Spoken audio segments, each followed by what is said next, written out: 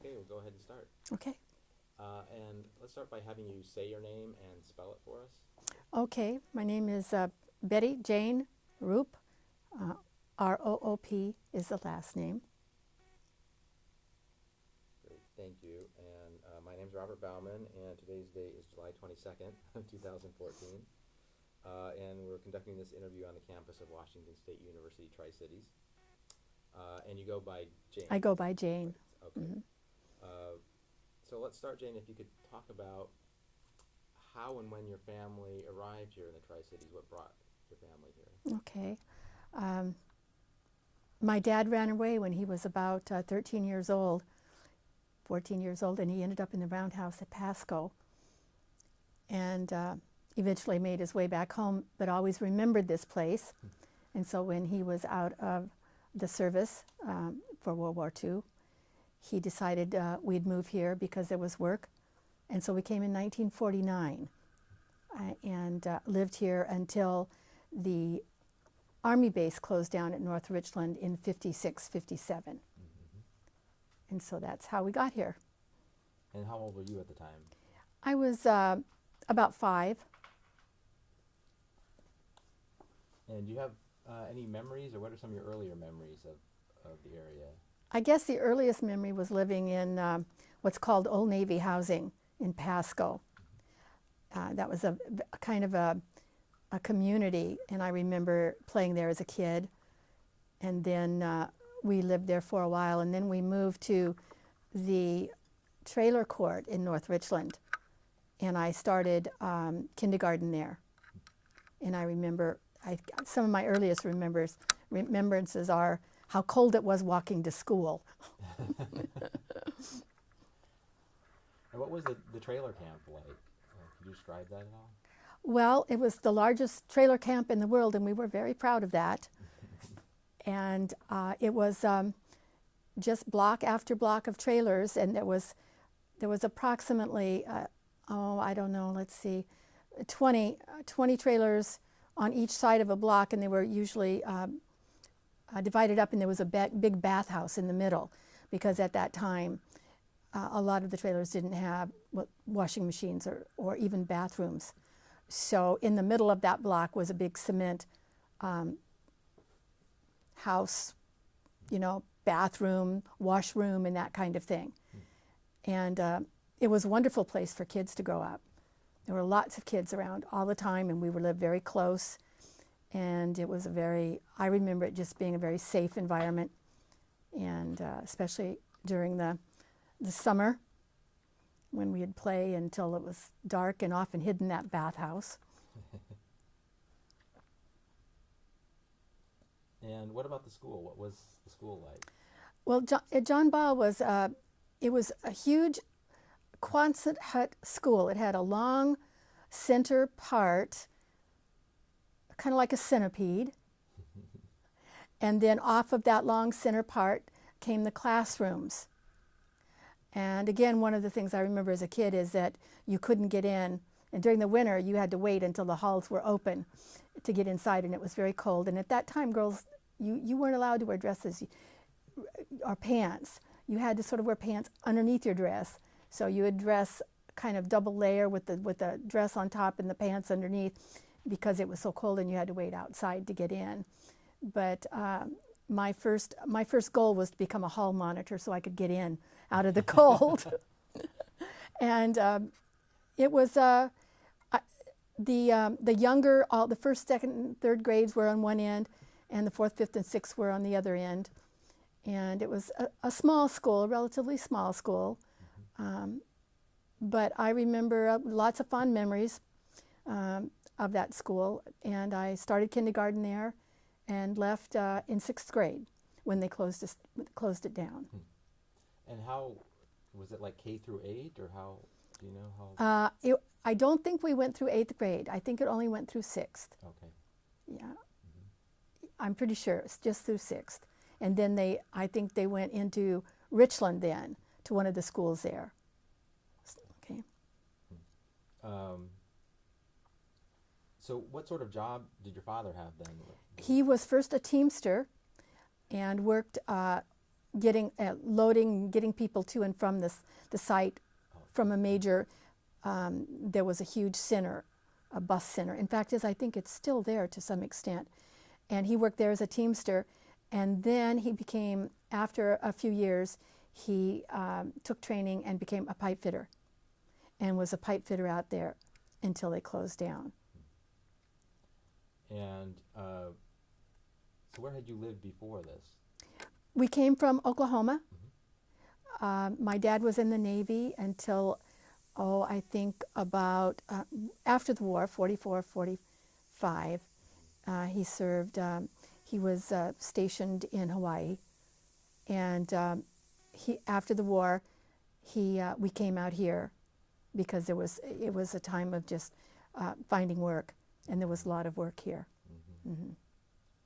And did you have any idea what sort of place Hanford was? What sort of work was being done? Do you know, as a kid, what I remember most is all the kind of secrecy and the whispering. Like, you didn't know what was really going on. But Rattlesnake Mountain, to us kids, was always a very mysterious place, because it was like over there was something really big and scary. So I remember that being, because it dominates the landscape even today, and nobody really talked about their work, but you knew things were going on there that you couldn't talk about. So you lived in the trailer camp from about 1950 or so? Yeah, it was about 50 to 56, 57, and there was a big Army base out there. And when they closed the Army base, they closed a lot of the trailers. It shrunk in size, so a lot of people moved from one part of the trailer court to another part, if they were still employed. Okay. And so it kind of shrunk. And it's mostly where Battelle is right now. Right. Where that area where all the trailers were, and the school and everything. And what about your family then? What happened with your family? After they closed down, my dad worked, I think it was only less than a year. And then he went back in the Navy. Oh, okay. And from there, then he went for training in Oklahoma. And then he went to the Philippines. And then we moved as a family to Midway Island. Wow. So, and then came back here. He got out of the Navy again in about 60, I think it was. And then we came back here to this area and lived here pretty much ever since. Until my dad died, he lived here. Okay. 1991. We came back in about 60, 61, and he was here until his death in 91. And he came to work at Hanford? He didn't. He did for a while, and then he became an independent trucker, which was always his passion. And so how old were you then when you came back? About? I was a junior in high school when we came back. So I left when I was in 6th grade, and then came back when I was a junior. And which high school did you go to then? Cole High, Columbia High. Yeah, I was a bomber, still a bomber. And what was the community like when you came back in high school? Well, when I came back, of course, North Richland was no longer here. And all those usual signs, and maybe people have talked about this, where we're sitting now was an area where we did some hunting and bringing our dogs down next to the river. And then on the other side of the GWA was a huge outdoor theater right below that hill. And so in all of these kind of that landscape was pretty much gone by then. And we moved into a smaller trailer court for a little while up near on Stevens Drive, right off of Stevens Drive. Oh, okay.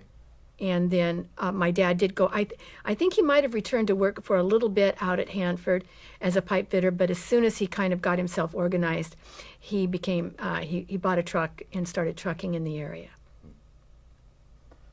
So going back to your earlier childhood in North Richland, were there services there in the trailer camp? Grocery stores, those sorts of Yes, things? yes, there was.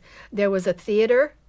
There was a that I remember very well, and it was actually on the army base, and almost everything was.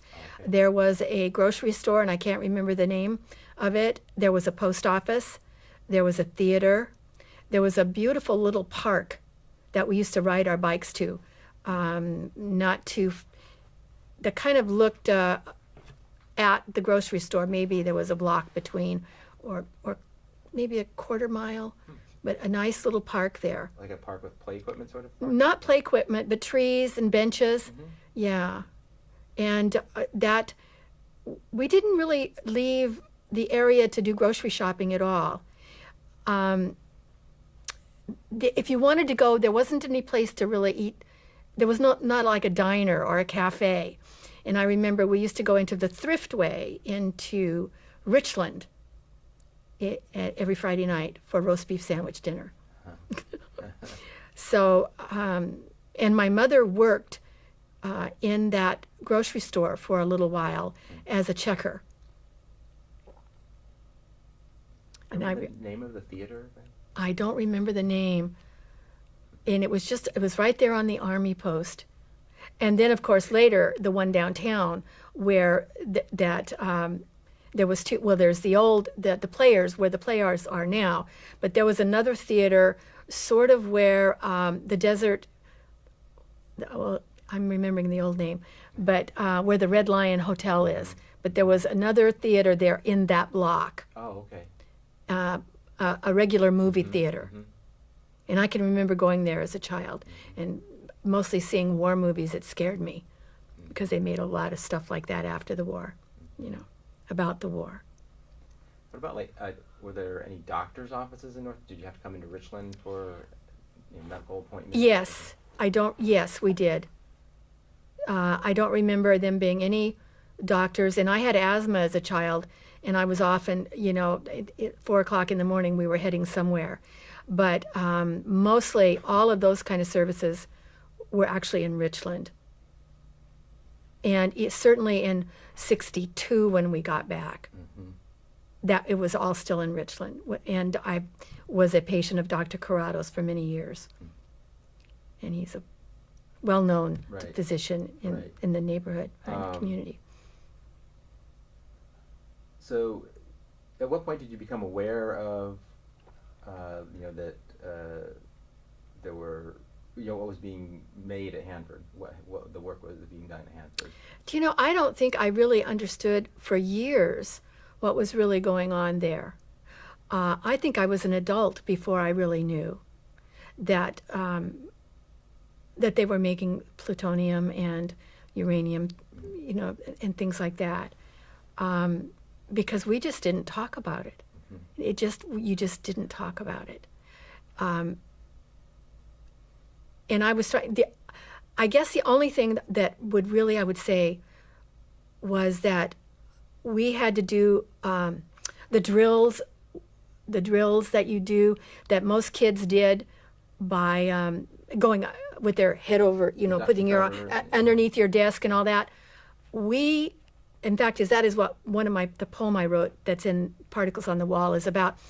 Our drill was to go outside, and there was a huge sandy ditch, huge long ditch. I don't know if you've ever seen a picture of it. I brought one, where we had to go outside and lay down in the ditch, face down with our hands like this, in this ditch. And so we always knew it was often very scary, and we knew that we were in a place that was targeted. I think kids felt that we were in a dangerous place because of the area, but we didn't know why, and we didn't know what it was. And it wasn't. I was trying to remember when exactly I knew what they made, and it wasn't. I think for sure I was an adult, and I talked with a fellow who worked in one of the plants out there, and he explained to me how those plants really work like a pressure cooker and everything. And I think that, and you know something? I think I was 30-some years old before I really knew. So you just had all these the innuendo Mm-hmm. of it. In some sense, it had to do with defense or something like Defense, and it was scary. that. Mm-hmm. And of course, in high school we knew of the bomber, so we knew of the bomb. I think I must have realized that part of what they did out there was making that bomb, but I can't tell you exactly how I got to know it. Mm-hmm. Yeah. Right. So you were in North Richland from about kindergarten through about 6th grade, you said. Mm-hmm. Did you stay in touch with any of the families or any of your friends in that? Yes, school? there were the Kais. Yes, they had kids my age, and we played together an awful lot. So there was 3 families that I sort of knew after that, but the Kais I did stay in touch with, and they had a son a couple of years younger than I was, and he died about 10 or 15 years ago. He was younger. And his brother died even at a younger age. I did stay in touch with them and knew them many years after. Mm-hmm. But it's funny. And then other people that I know that there are other families, but we didn't stay too much in touch. There was about 4 families that every now and then we'd run into, but we didn't socialize and didn't get together like that, except the Kaises. Mm-hmm. Mm-hmm. You mentioned a little bit earlier the drill of laying down in the ditch in the sand. Were there any other things that you remember from growing up that were connected to Like the campus? secrecy or secrecy or anything? Well, I knew that you couldn't go across. You could only drive out on the highway that goes north so far, and then there was a checkpoint. And of course, when I grew up, there was no road that you could drive across to Vantage. Okay. Okay, that was all restricted area, and I think you could go as far as what was the first gate, and then take sort of a left and go west to Yakima. But all of that area was off limits, and and I can't even remember the Geiger counter things that I know some of the poets who read in Particles on the Wall, they remember the Geiger counters and that kind of thing. But I can't say I even remember that. Yeah. So, in looking back at those years, overall, how would you describe your childhood, I guess, in North Richland? Well, and that's what my poem is about. In many ways, because it was a small community and we all lived very close together, pretty much everybody knew what everybody else was doing, and all the kids played together or didn't, but everybody knew who was fighting with who. That was a wonderful part, but it had this dark kind of cloud over it that was kind of scary as a kid. And the other thing that I remember from that time in the trailer court is that we had a ghetto inside the trailer court. And not too many people really remember this, that there was still segregation, and all of the black people lived in one block, sort of in the middle of the school. And I only remember, and I went back and I saw pictures of John Ball's schools, each class, and there was one black boy named Maurice in there, but he was the only one. And I used to love walking through that area because it smelled so good, of all kinds of smells, cornbread and black-eyed peas and greens and stuff. And so I remember that area. And one person that I was describing that to, who read my poem, was very upset. She said, well, that's not true, but it really was true. We did have that area. Mm-hmm. Well, yeah, I know much of the Tri-Cities was segregated at the time, too. So how large of an area was that then within the trailer area that was the black area, I guess? It was very small. I would say it was it was one block, Okay. just one block, maybe on each side. So we're talking maybe up to 30 or 40 families maybe, but very small. And that's one black child in I that remember school. One child in the school. Mm-hmm. And was that was like that as far as you can remember the whole time you were there? Yes, that there was a segregated area, yes. Interesting. Yeah. Do you have your poem with you? Yes, I do. I wonder if it might be good to have you read it. Okay, I would be happy to. Because it would tie in with the answers you've been giving to my questions. Okay. And so forth. And I have that, and then I also have it's kind of a bad picture, but I can't get it any better, and you might off the internet, but of the children actually lying in the ditch. That was in the Tri-City Herald, Okay. and I found it on the archive site for the Colhi Bomber site, Oh, okay. and it does tell on that site, and I do have it at home, I just didn't bring it, of who took the picture. And I Okay. believe that was taken somewhere in the early 50s. And do you remember like how regularly these drills happen? About once a month. Okay. About once a month. Wow. Okay. And so if you want me to do this, I'd be glad to do Yeah, it. that would be great, actually. Okay. And I took a class in how to read your poetry. So let me get in the mindset here. Sure. Because I've read it a couple of places, and okay. North Richland Childhood by Jane Roop. We came from Oklahoma, Mama, Daddy, and me, after the war. Dirt poor to live in a 20 by 8 foot trailer on a 30 by 30 foot lot with other electricians, pipe fitters, teamsters, janitors, proud to be part of this atomic business, living in the largest trailer court in the world, big enough to have our own ghetto, 2 blocks of dark, delicious smells, frying fish, boiled greens, hot cornbread. Once a month, from the top of tall poles, warning sirens wailed. The school children, black and white, raced by swings, monkey bars, the tetherball ring to the sandy ditch behind John Ball Elementary, strung ourselves down like paper dolls, clenching our fear behind closed eyes. A useless attack, a defense against a nuclear attack, but we would have been easy to bury there. And I did find out later that there was some science behind being in a ditch. According to one of my scientific friends here now, they thought that if you were in a ditch and sort of down, the wave would pass you by. But as a child, it never made any sense. But that's the poem, and that's Traveling with Particles on the Wall. Right. Thank you very much for reading that. That's You're great. welcome. As you were talking, I thought of one other thing that I asked you. Were there any places of worship, any churches? Oh, in yes. the camp there? Oh, yeah.